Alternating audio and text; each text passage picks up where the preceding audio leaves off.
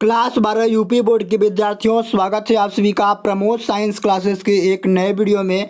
प्यारे बच्चों, इस वीडियो में हम सब क्लास 12 के जितने विद्यार्थी 18 फरवरी को साहित्यिक हिंदी का पेपर देने वाले हैं, प्यारे बच्चों उनके लिए एक मैं बहुत ही इम्पोर्टेंट वायरल पेपर लेकर आया हूं। प्यारे बच्चों, यदि आप इस वीडियो को शुरू से अंत तक देखते हैं तो मैं इस बात की गारंटी करता हूँ कि आप सब साहित्यिक हिंदी में 95 अंक जरूर लाएंगे। प्यारे बच्चों, वीडियो को थोड़ा भी स्किप ना कीजिएगा। इस वीडियो में हम इस पूरे पेपर का सलूशन करने वाले हैं। प्यारे बच्चों, यहाँ पर देख सकते हैं साहित्यिक हिंदी का पेपर है और 2026 का है। प्यारे बच्चों, यहाँ पर देख सकते हैं जो पेपर का कोड है वो 301 BN है। ठीक है, तो मेरे प्यारे बच्चों यही पेपर आप सभी को 18 फरवरी को देखने को मिलेगा। ठीक है, प्यारे बच्चों आप सभी का जो पूर्णांक हो 100 नंबर का है और आप सभी को जो समय मिलेगा बोर्ड एग्जाम में 3 घंटे 15 मिनट मिलेगा। ठीक है, यहाँ पर कुछ निर्देश दिया गया है। निर्देश यहाँ पर पहला दिया गया है कि प्रारंभ के 15 मिनट परीक्षार्थियों को प्रश्न पत्र पढ़ने के लिए निर्धारित है। ठीक है, दूसरा निर्देश है प्यारे बच्चों कि इस प्रश्न पत्र में 2 खंड हैं, दोनों खंडों के सभी प्रश्नों का उत्तर देना आवश्यक है। ठीक है, तो प्यारे बच्चों आइए हम सब खंड क के क्वेश्चंस को हल करते हैं। यहाँ पर देखिए सबसे पहला खंड क है और यहाँ पर खंड क का पहला क्वेश्चन करा है कि भाषा योग वशिष्ठ के लेखक हैं। मेरे प्यारे बच्चों ऑप्शन यहाँ पर है गंग कवि, बी है राम प्रसाद निरंजनी और सी है दौलत राम, डी है राजा शिव प्रसाद सितारे हिंद। प्यारे बच्चों भाषा वशिष्ठ के जो लेखक है वो राम प्रसाद निरंजनी है। ऑप्शन नंबर बी यहाँ पर क्या है, राइट आंसर है। ठीक है, इसी तरह से के प्यारे बच्चों अगला यहाँ पर ख वाला क्वेश्चन है, कराए के भारतेंदु युगीन लेखक नहीं है। ऑप्शन है बालकृष्ण भट्ट, बी है पंडित प्रताप नारायण मिश्र, सी है माखन लाल चतुर्वेदी और डी है किशोरी लाल गोस्वामी।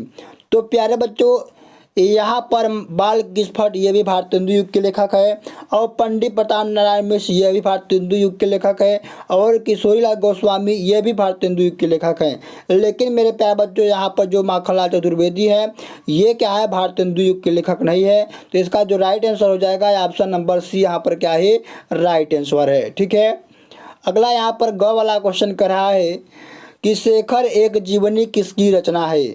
ऑप्शन है ए है नागार्जुन, बी है मुक्तिबोध, सी है अज्ञेय और डी है आचार्य रामचंद्र शुक्ल।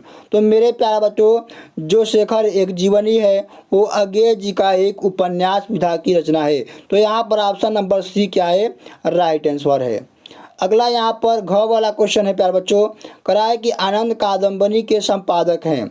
ऑप्शन है यहाँ पर ए है आचार्य महावीर प्रसाद द्विवेदी, बी है श्याम सुंदर दास, यहाँ पर घ वाला है क्या करा है कि बद्री नारायण चौधरी प्रेमघर और डी है यहाँ पर कुबेरनाथ राय।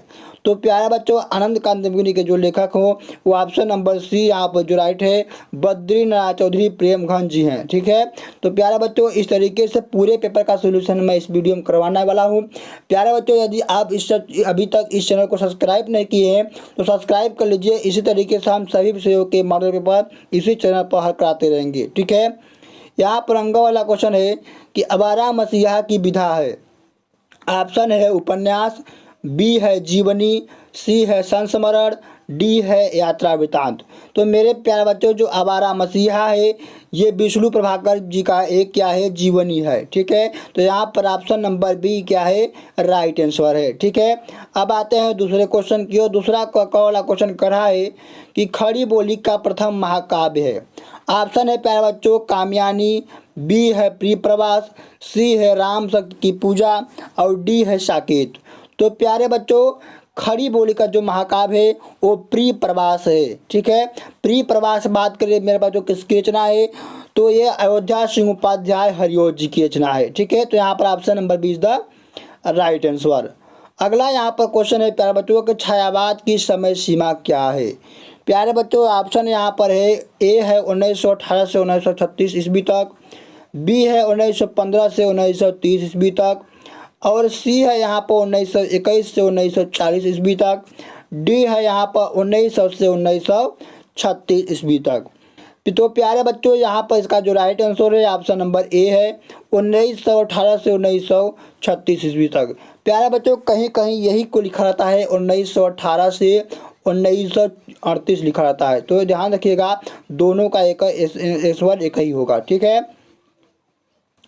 अगला यहाँ पर क्वेश्चन है प्यारे बच्चों ग वाला कि हम राही नहीं राहों के अन्वेषी हैं कि यह कथन किसने कहा था। तो प्यारे बच्चों ऑप्शन है यहाँ पर धर्मवीर भारती ने, बी है अज्ञे ने, सी है नामवर सिंह ने और डी है निराला ने। तो प्यारे बच्चों इसका जो राइट आंसर है वो ऑप्शन नंबर सी है, यानी नामवर सिंह जी ने कहा था कि हम राही नहीं राहों के अन्वेषी हैं। ठीक है, तो यहाँ पर ऑप्शन नंबर सी क्या है, राइट आंसर है। अगला यहाँ पर क्वेश्चन है प्यारे बच्चों कि मैं नीर भरी दुख की बदली काव्य पंक्ति के रचनाकार हैं। ऑप्शन है ए है मीराबाई, बी है महादेवी वर्मा, सी है महाश्वेता देवी और डी है यहाँ पर सुभद्रा कुमारी चौहान। तो प्यारे बच्चों आप सभी के सिलेबस में एक गीत है महादेवी वर्मा जी का जिसमें यह पहली पंक्ति लिखा गया है कि मैं नीर भरी दुख की बदली। तो प्यारे बच्चों इसका जो राइट आंसर है ऑप्शन नंबर बी है, यानी महादेवी वर्मा। यहाँ पर अंगा वाला क्वेश्चन करा है कि चांद का मुंह टेढ़ा है। प्यारे बच्चों यहाँ पर लिखा है कि चांद का मुंह टेढ़ा रचना विधा है। तो प्यारे बच्चों यहाँ पर ऑप्शन है ए है उपन्यास, बी है निबंध, सी है कहानी, डी है काव्य। तो प्यारे बच्चों चांद का जो मुंह टेढ़ा है ये एक प्रकार का उपन्यास है। बात करें किसकी रचना है तो गजानंद माधव मुक्तिबोध का ये क्या है, उपन्यास है चांद का मुंह टेढ़ा। ठीक है, अब आते हैं प्यारे बच्चों हम सब तीसरे क्वेश्चन की ओर। यहाँ पर तीसरा क्वेश्चन कह रहा है कि दिए गए पद्यांश पर आधारित प्रश्न के उत्तर दीजिए। प्यारे बच्चों यहाँ पर आप सभी के पास एक पद्यांश दिया गया है और इस पे संबंधित आप सभी के पास यहाँ पर 5 क्वेश्चन दिया गया है जिसका आंसर आप सभी को इसी पद्यांश में देखने को मिलेगा। तो आइए हम थोड़ा सा पद्यांश पढ़ते हैं फिर उसके क्वेश्चन को हल करते हैं। यहाँ पर लिखा है प्यारे बच्चों यहाँ पर कि भगवान बुद्ध के मार विजय के बाद वैरागियों को पलट खड़ी की थी। ठीक है, असल में मार मदन की नामांतर भी है, कैसा मधुर और मोहक साहित्य उन्होंने दिया, पर न जाने कब यक्षों के ब्रजपाल नामक देवता इस वैश्य प्रवण धर्म से में घुसे और बोधिसत्वों शिरोमणि बन गए। फिर वज्रयान अपूर्व धर्म मार्ग प्रचलित हुआ। त्रिरत्नों में मदन देवता ने आसन पाया, वह एक अजीब गांधी थी, इसमें वैध बह गए, शैव बह गए, शक्ति बह गए। उन दिनों श्री सुंदरी साधन तत्प्रणाम योगश भोगश करछत एवं महिमा की प्रस्तुति हुई। काव्य और शिल्प के मोहक अशोक ने अविचार सहायता दी। अरे बच्चों इस तरीके से यहाँ पर गद्यांश दिया गया है और यहाँ पर इससे संबंधित 5 क्वेश्चन दिया गया है। पहला क्वेश्चन यहाँ पर कह रहा है प्यारे बच्चों कि भगवान बुद्ध ने मार विजय के बाद क्या किया। तो प्यारे बच्चों यहाँ पर इसका आंसर लिखेंगे आप सब कि भगवान बुद्ध ने मार के विजय के बाद वैरागियों की पलटन खड़ी की थी। ठीक है, ये क्या है, इसका आंसर है। ठीक है, यहाँ पर दूसरा क्वेश्चन कर रहा है कि बोधिसत्वों का शिरोमणि कौन बन गया।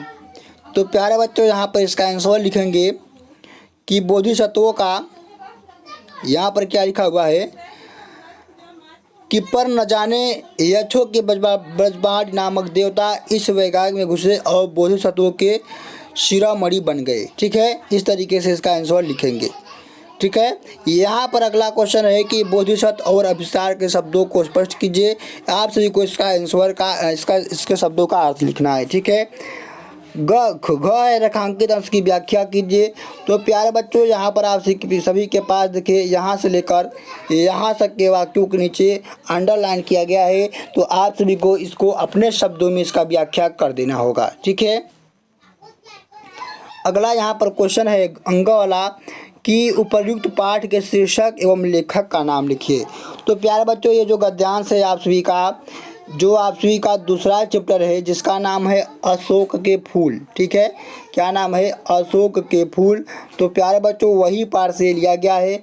बात करें अशोक के फूल के लेखक कौन है तो प्यारे बच्चों हजारी प्रसाद द्विवेदी जी हैं। कौन है, हजारी प्रसाद द्विवेदी जी लिखे हुए हैं। ठीक है, अब यहाँ पर चौथा वाला क्वेश्चन आप सभी का कह रहा है कि दिए गए पद्यांश पर आधारित निम्नलिखित प्रश्नों के उत्तर दीजिए। ठीक है।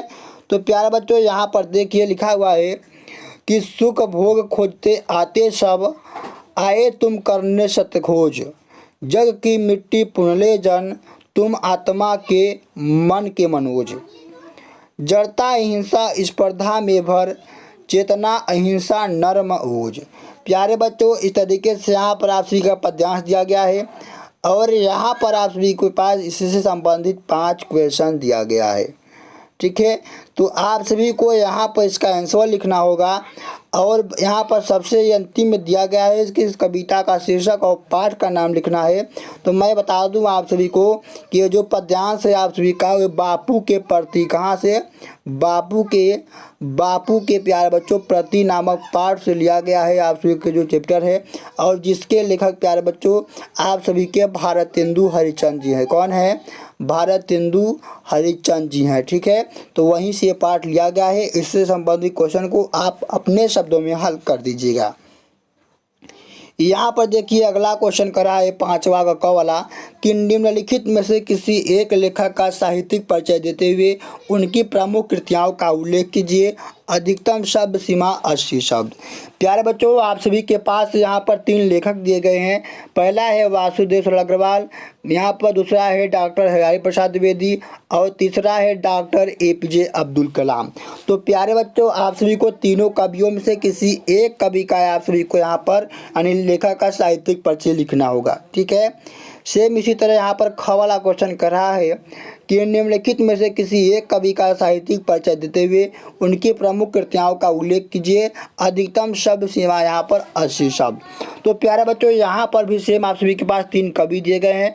तीनों कवियों में से किसी एक कवि का आप सभी को यहाँ पर साहित्यिक परिचय लिखना होगा। अगला क्वेश्चन यहाँ पर है प्यारे बच्चों 6वां का बला की पंचलाइट अथवा बहादुर कहानी का सारांश लिखिए। तो प्यारे बच्चों मैं आप सभी को बता दूं कि सभी कहानियों का एक वीडियो हमारे इसी चैनल पर है। मैंने हाल ही में पढ़ाया हुआ है, जाकर वहां से आप पूरी कहानी तैयार कर लीजिए। प्यारे बच्चों एक ही वीडियो में मैंने पूरी कहानी को समाप्त किया हूं। यदि आप सभी को उस वीडियो को खोजने में कठिनाई हो रही है तो मैं उस वीडियो का लिंक इसी वीडियो के डिस्क्रिप्शन बॉक्स में दे दूँगा। वहाँ से जाकर आप उस कहानी को, सारी कहानियों को एक ही वीडियो में तैयार कर सकते हैं, ठीक है।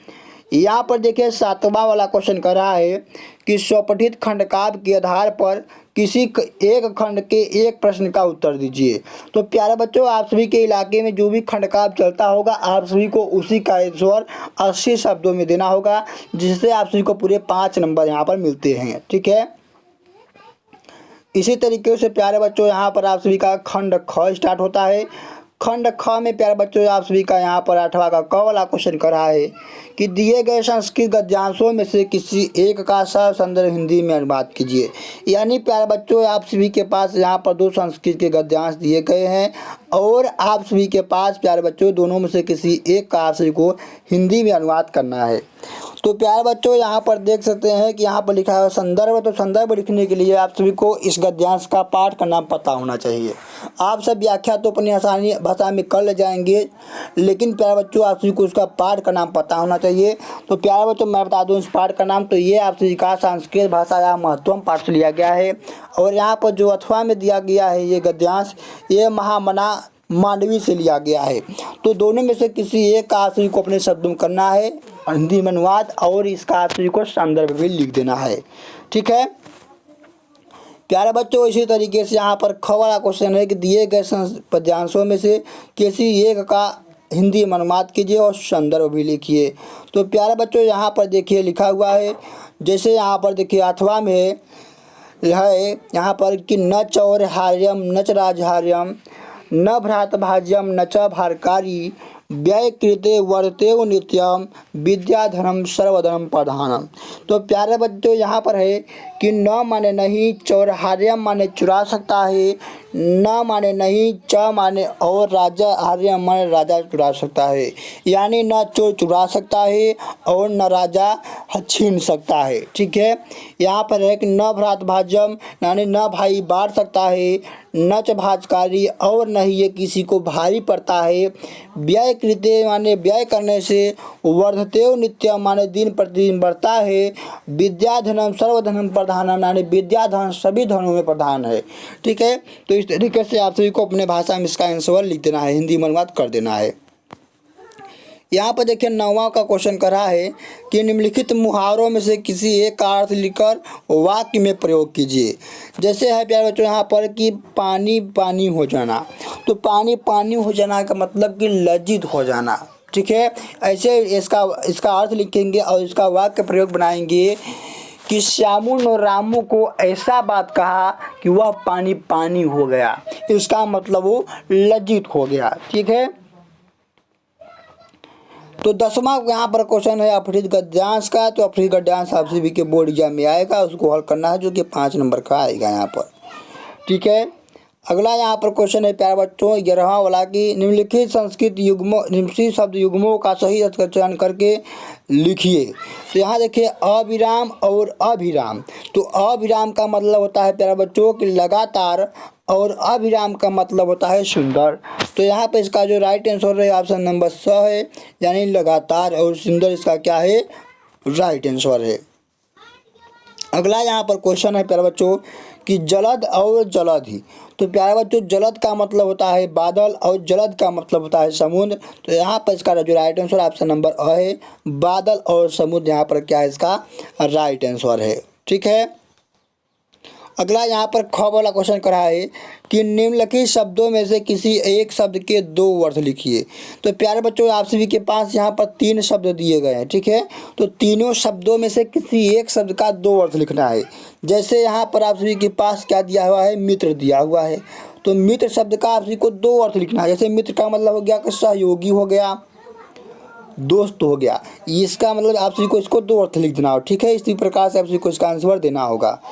अगला यहाँ पर क्वेश्चन है प्यारे बच्चों कि निम्नलिखित वाक्यांशों के लिए एक शब्द का चयन कीजिए। एक सही शब्द का चयन करना है। तो यहाँ पर देखिए लिखा हुआ है कि जो ईश्वर में विश्वास करता है उसे क्या कहते हैं, तो उसे आस्तिक कहते हैं। तो इसका जो राइट आंसर ऑप्शन नंबर 6 है। ठीक है, अगला यहाँ पर क्वेश्चन है कि जो गलत कार्य करने के लिए हठ करे तो उसे क्या कहते हैं, दुराग्रही कहते हैं। ठीक है, प्यारे बच्चों यहाँ पर घ वाला क्वेश्चन कर रहा है कि निम्नलिखित में से किन्हीं 2 वाक्यों को शुद्ध करके लिखिए। जैसे यहाँ पर लिखा हो कि यह पद्यांश नौका विहार कविता से संग्रहित है। नहीं, तो यह पद्यांश जो है ये कविता नौका विहार से क्या है, संग्रहित है। इस तरीके से इसका आंसर लिखेंगे। अगला यहाँ पर क्या मेरा तौलिया सूख गया। तो यहाँ पर इसका शुद्ध करके लिखेंगे कि क्या मेरा तौली सूख गया। इस तरीके से इसका आप सभी को शुद्ध होगा करके लिखना है। यहाँ पर प्यारे बच्चों 12वां क्वेश्चन है रस छंद अलंकार से संबंधित है। तो प्यारे बच्चों मैंने रस छंद अलंकार का भी एक वीडियो बनाकर इसी चैनल पे भेज दिया है। जाकर वहाँ से एक वीडियो को मात्र देखिए, 10 मिनट की है। उसमें से जाकर पूरे रस छंद अलंकार को आप तैयार कर सकते हैं। तो प्यारे बच्चों उस वीडियो का लिंक मैं इसी वीडियो के डिस्क्रिप्शन बॉक्स में दे दूँगा, या फिर आप चैनल में जाकर खोज कर वहाँ से हाल ही में मैंने भेजा है, वहाँ जाकर देख लीजिए। ठीक है, यहाँ पर 13वां वाला क्वेश्चन है प्यारे बच्चों कि कृषि यंत्रों की दुकान खोलने के लिए किसी बैंक शाखा प्रबंधक को एक आवेदन पत्र लिखिए जिसमें ऋण की मांग की गई हो। या फिर प्यारे बच्चों अथवा में यहाँ पर दिया गया है कि नैतिक लिपिक के पद पर अपनी नियुक्ति के लिए किसी विद्यालय प्रबंधक को एक आवेदन पत्र लिखिए। तो प्यारे बच्चों आवेदन पत्र का भी मैंने एक वीडियो बना दिया है ट्रिक के माध्यम से कि आप सब की में कोई भी पत्र आए आप उसे अपने शब्दों में बना कर लिखेंगे और पूरा नंबर मिलेगा। तो उसका मैंने वीडियो बना दिया है, और जाकर आप वहाँ से देखिए हमारे चैनल पर जाकर। ठीक है, यहाँ पर 14 वाला क्वेश्चन कर रहा है प्यारे बच्चों, कर रहा है कि निम्नलिखित विषयों में से किसी एक विषय पर अपनी भाषा शैली में निबंध लिखिए। तो प्यारे बच्चों आप सभी के पास यहाँ पर 5 निबंध दिया गया है। तो प्यारे बच्चों पांचों ये निबंध आप सभी के लिए बहुत इंपॉर्टेंट है। तो पांचों निबंध आप सभी को तैयार करना ही होगा, ठीक है। आप पांचों निबंध इसमें से तैयार कर लेते हैं तो यही निबंध आप सभी के बोर्ड एग्जाम में देखने को मिलेगा। तो प्यारे बच्चों इस तरीके से आप सभी को पूरा पेपर तैयार कर लेना है। इसका PDF प्यारे बच्चों यदि आप पाना चाहते हैं तो आप हमारे टेलीग्राम चैनल पर जाइए, वहाँ से प्यारे बच्चों इस पेपर का PDF डाउनलोड कर लीजिए, ठीक है। तो प्यारे बच्चों यदि आप सब अभी तक इस चैनल को सब्सक्राइब नहीं किए हैं सब्सक्राइब कर लीजिए। इसी तरीके से बोर्ड एग्जाम तक मैं आप सभी के लिए एक वायरल पेपर लेकर आता रहूँगा, जिससे आप सब अपनी बोर्ड एग्जाम में 95 जरूर ला पाएंगे। तो प्यारे बच्चों धन्यवाद, मिलता हूँ अगली वीडियो में एक नए टॉपिक के साथ। जय हिंद।